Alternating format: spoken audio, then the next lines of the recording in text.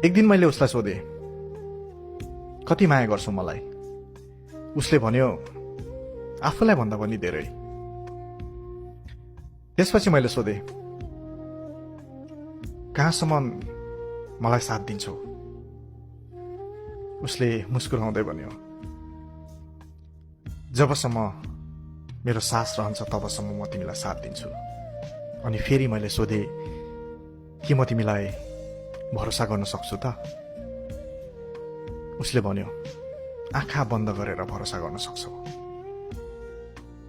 अनि जब मैले आँखा बन्द गरे, ऊ अरू कसैसँग रमाउन पुग्यो। त्यसपछि फेरि मैले भने,